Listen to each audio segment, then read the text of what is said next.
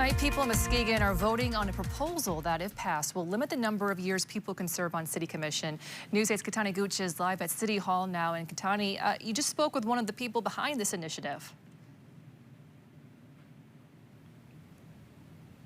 That's right, Amber. I just spoke with him about an hour ago. His name is Hunter Colella, and he's a representative with the Muskegon Partnership for Reasonable Limits. And he told me that this amendment would create a 12-year term limit for any of those people serving on the commission. Now, according to the language on the ballot, that means there are 6 former commissioners, 1 current commissioner, and the current mayor who would be ineligible to serve if this passes.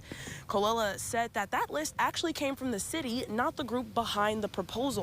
And he doesn't think it's an exhaustive list, claiming there is at least 1 other former mayor who should have been included. This list also calls into question mayoral candidate Ken Johnson, who is the current mayor of Muskegon. Mayor Johnson would be completing his 12th year as mayor, thus reaching the limit if this initiative passes.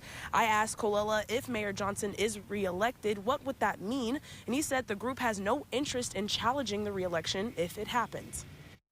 We do not believe in personal attacks nor singling out anyone specific. This has always been about putting a system in place that is for the future. It's long term. This has never been a short-sighted goal at targeting specific people.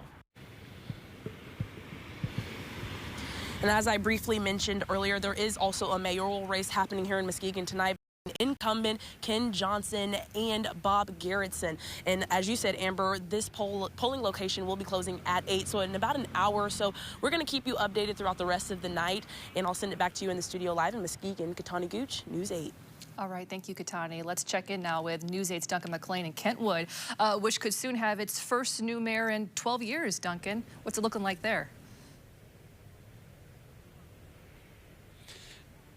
Amber, we're live outside of a polling place for 3 precincts here in Kentwood for a very enthusiastic election from what it seems. Enthusiastic enough that they actually had a brief interruption here tonight when they ran out of ballots for just a couple of minutes. One voter we spoke to and a poll watcher inside confirmed that to us, but said the election workers inside handled it beautifully. It was only a couple-minute delay. It formed a little bit of a line, but everyone was able to stay and vote based on the way that they handled it and were able to manage the situation, get those ballots in really quickly, and continue on. No major disruptions there. The mayoral race here in Kentwood is top of mind. It pits challenger Monica Sparks against longtime incumbent Stephen Kepley. He's been the mayor here since 2013. Sparks has been the area's representative on the Kent County Commission since 2018.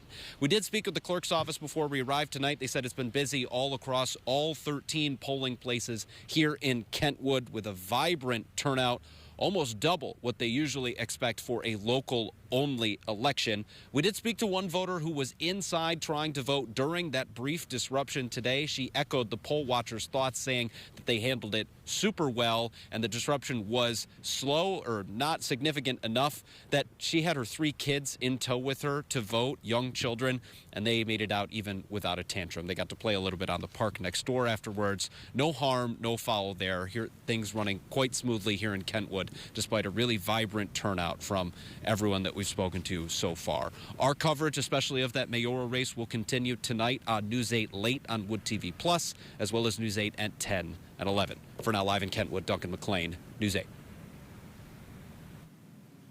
Yes, as you just heard, our live team coverage is far from over. After the polls close, we'll be bringing you results in a special 9 o'clock show, where we'll also take a deeper dive into the proposals and a look ahead at next year's elections. That's all ahead on Wood TV Plus starting at 9.